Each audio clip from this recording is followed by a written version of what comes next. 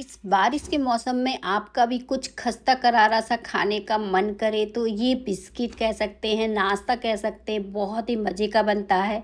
आप इसे बना के तैयार कर सकते हैं और महीनों तक स्टोर कर सकते हैं। एक एक दाना देखें बिखरा हुआ बनता है, बहुत ही अच्छे से बन के तैयार होता है। तो चलिए बिना देर किए शुरू करते हैं इस खस्ता करारा सा बिस्किट को हम बनाना, जो कि झटपट से बन के तैयार हुआ है।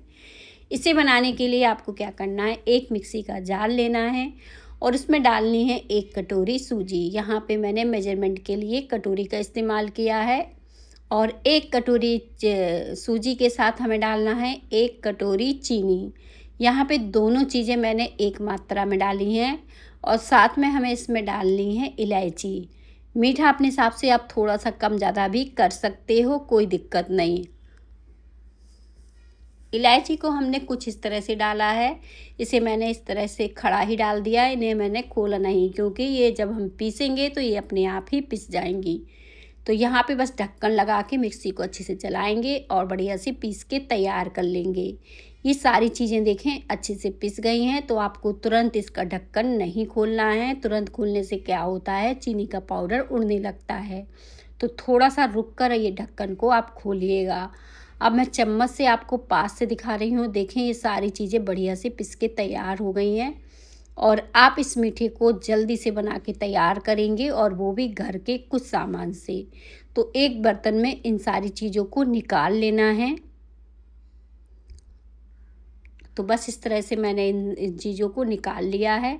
और अब हम इसमें डाल देंगे यहाँ पर ये कटे हुए बादाम। थोड़े से लेना है, बहुत ज़्यादा नहीं। और इनका क्रंच जो है ना बहुत ही अच्छा आता है, इसलिए मैंने बादाम का इस्तेमाल किया है। आप कोई भी ड्राई फ्रूट डाल सकते हो या फिर इन्हें स्किप भी कर सकते हो। और इसमें मैंने ऐड किया है 4-5 बूंदें ये वैनिला एसेंस की। इसका फ्लेवर भी बहुत ही अच्छा आता है। ये भी आप स्किप कर सकते हो, सिर्फ इलायची भी डाल सकते हो। तो यहाँ पे देखें मैंने ये सारी चीज़ें इसमें डाली हैं। साथ में यहाँ पे मैंने डाला है 1 कटोरी गेहूं का आटा, जिससे रोटी वगैरह बनाते हैं। ये वही वाला आटा है और इसी से आज हमारा नाश्ता बन के तैयार होगा। 1 चुटकी के करीब नमक डालना है, बहुत ज़्यादा नमक नहीं डालना है। जब हम कोई मीठा बनाते हैं तो चुटकी भर नमक डालते हैं, तो मीठे का बैलेंस अच्छा आता है गेहूं के आटे में। अब यहाँ पे हमें डालना है बेकिंग सोडा। तो यहाँ पे देखें वो भी हमने 1 चुटकी डाला, बहुत ज़्यादा नहीं डालना है। इस बात का भी आपको ध्यान रखना है। अब इसमें डालेंगे ड्राई कोकोनट 2 से 3 चम्मच के करीब। तो बस इसे भी डाल दिया। इसका फ्लेवर गरी का ना बहुत ही अच्छा आता है, इसलिए मैंने इसमें डाला है। और इन सारी चीज़ों को डालने के बाद इसमें हम रिफ़ाइंड डालेंगे या फिर घी डालेंगे। ये भी हमें 3 से 4 चम्मच डालना है, बहुत ज़्यादा नहीं डालना है। तो बस इस तरह से डालने के बाद अब हम इन सारी चीज़ों को हाथों से अच्छे से मिक्स करेंगे, ताकि ये सारी चीज़ें अच्छे से मिक्स हो जाएं। अब इस डो को ना आप दूध से भी लगा सकते हो, पानी से भी लगा सकते हो, जैसी सुविधा हो वैसा कर सकते हो।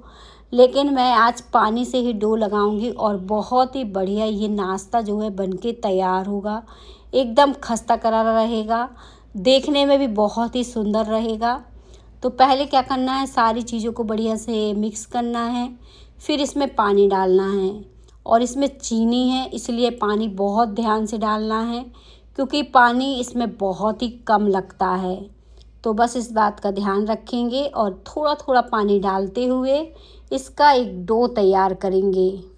और डो को हम थोड़ा सा टाइट लगाएंगे, बहुत ज़्यादा सॉफ्ट नहीं लगाएंगे।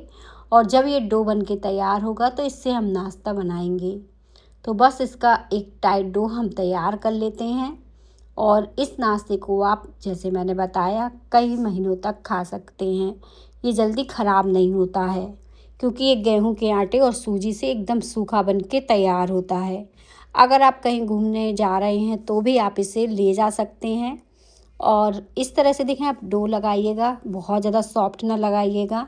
अगर आपने सॉफ्ट डो लगाया तो आपकी बिस्किट जो है थोड़ा सा सॉफ्ट बनेगी। अगर टाइट डो से बनाया तो बहुत ही अच्छी बनके तैयार होंगी। तो डो हमारा लग चुका है, कुछ इस तरह से है। अब हम इसे ऐसे ही छोड़ देंगे थोड़ी देर के लिए, 5 मिनट के लिए, ताकि सूजी जो है थोड़ा सा फूल जाए।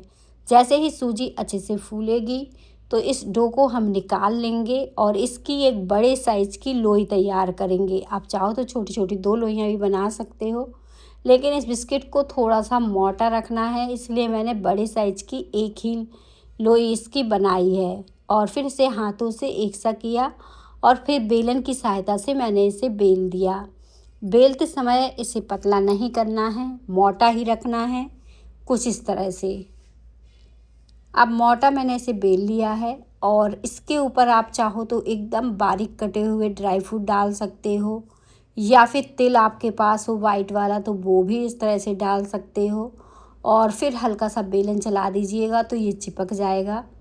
अगर आपके पास कुकीज़ कटर है तो उस कुकीज़ कटर से इसे कट कर लीजिएगा, और नहीं तो चाकू की सहायता से भी इसे कट कर सकते हो आप, या फिर कोई ढक्कन वगैरह हो तो उससे भी कट कर सकते हो। और सारा बस हम इस तरह से कट करके तैयार करेंगे। ये देखें बहुत ही अच्छा ये बनके तैयार हुआ है, देखने में बहुत ही सुंदर लग रहा है। और जब आप इसे फ्राई करेंगे ना तो इसमें बहुत ही अच्छी जाली पड़ेगी और एकदम खस्ता क्रंची सा बनके तैयार होगा। तो बस इस तरह से सारा नाश्ता आपको बना के पहले तैयार कर लेना है। तो देखें मैंने एक एक करके सारा बना के तैयार कर लिया है, देखने में कुछ इस तरह से लग रहा है। तो चलिए तेल गरम करने के लिए रख देते हैं। तेल जैसे ही हल्का सा गरम होगा तो हम इन्हें डाल देंगे, और जब ये नीचे से सिक जाएंगे तभी हम इन्हें पलटेंगे। बीच में हम चम्मच की सहायता से एक बार इसे इस तरह से चलाते हुए घुमा देंगे ताकि ये अच्छे से सिक के तैयार हों। अब देखें इसमें कितने बढ़िया क्रैक पड़ रहे हैं, बहुत ही अच्छा फूल रहा है, बहुत ही अच्छे से सिक के तैयार हो रहा है। जब इस तरह से सेक के इन्हें तैयार करेंगे तो बहुत ही अच्छा आपका नाश्ता बनके तैयार होगा। अब इसे निकाल लेते हैं और बाकी के भी हमें इसी तरह से सेक के तैयार करने हैं जैसे अभी किए हैं।